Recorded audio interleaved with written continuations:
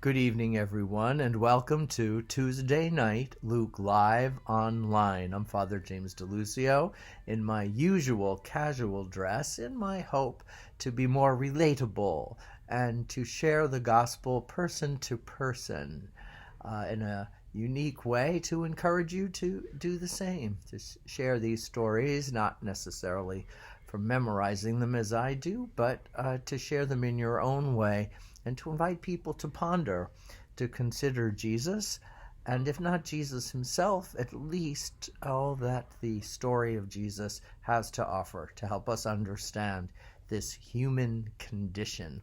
And hopefully, as well, to find some commonality in people of different denominations and different faiths. So, here we go. Our pericope today is Luke chapter 23, verses 3 to 25.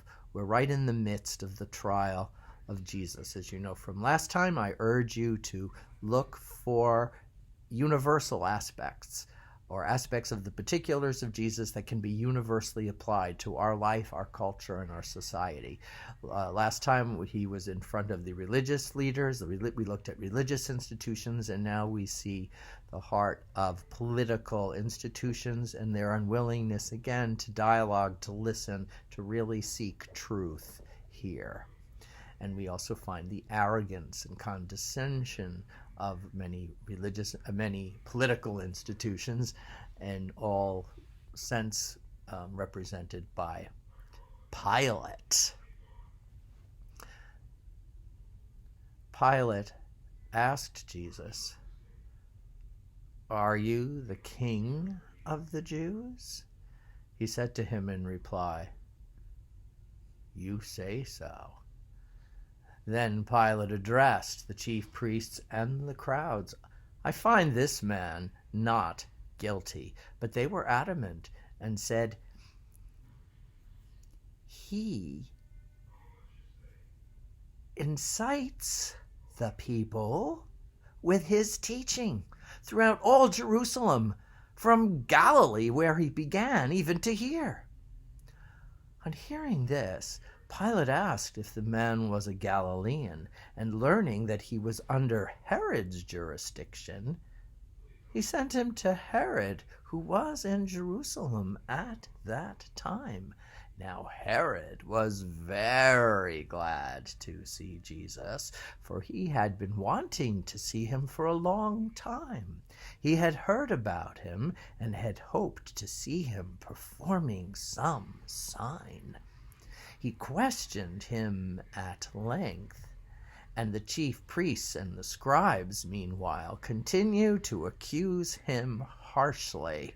Even Herod and his soldiers treated Jesus contemptuously and mocked him, and after clothing him in resplendent garb, they sent him back to Pilate. Now Herod and Pilate became friends that very day, even though they had been enemies formerly. Pilate then summoned the chief priests, the rulers, and the people, and said to them, "You have brought this man to me, and I have conducted my investigation in your presence. And I find him not guilty of the charges that you have brought against him. Neither did Herod, for he sent him back to us. So, I find him not guilty of..." What's the word I want? Oh dear. "I find him not guilty of a capital crime. Therefore, I shall have him flogged and then release him." But all the more they shouted, "Away with this man! Release Barabbas to us!" Now Barabbas had been imprisoned for a rebellion that had taken place in the city and for murder. Then Pilate addressed them again, still wishing to release Jesus. But they continued crying out, "Crucify him! Crucify him!"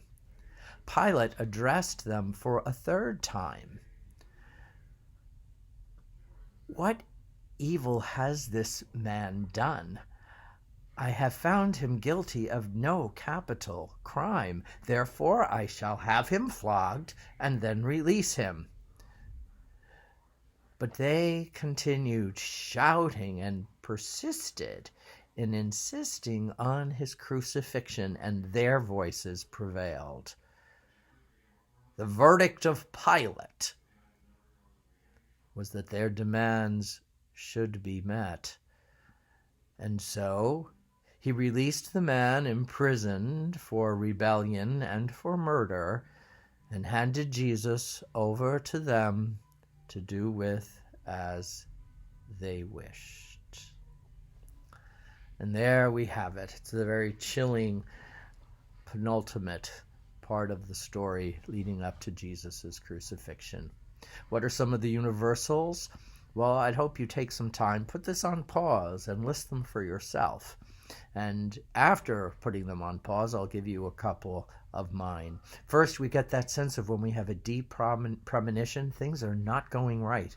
We're reading the signs of the times. We get the sense of the spirit of evil, the spirit thwarting honesty and truth. And the worst happens. That is, in a sense, when all of us experience being true prophets, because that's what the prophets of the Bible did. From the very beginning, they read the signs of the times. They were sensitive. They allowed the Spirit of God to empower them to deep insight. And Jesus already has talked of his premonitions that this was where he had to go. And now it's just so evident. And so we can claim that even more for ourselves. We can have premonitions of good things too. Jesus did. But here, of course, is the example of those dark foreshadowing premonitions that we have. So that's a universal. Again, when people don't want to dialogue, that's why Jesus says to Pilate, "Well, you say I'm the king. You say so." You're just about your own qualifications. You have no idea. You have no interest in finding out what that means, and certainly what that means about me, even using that title of king. And then, of course, the Adamants, we get mob mentality. When people get more caught up in the emotion than of the rational thinking of what's going on, the emotion just completely takes them away.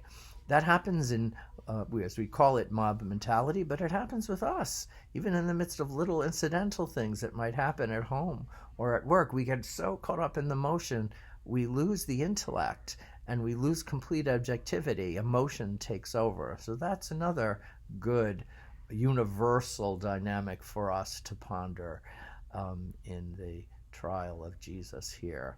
Anything else? Let me see real quickly.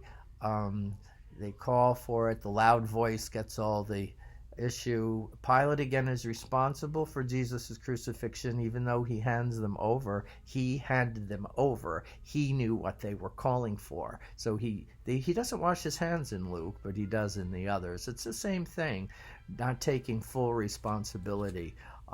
And the people only could have done this, only could have brought Jesus to crucifixion if Pilate had not given them, in a sense, his permission. So we see that too when people are scapegoated, but most importantly, that emotion taking over.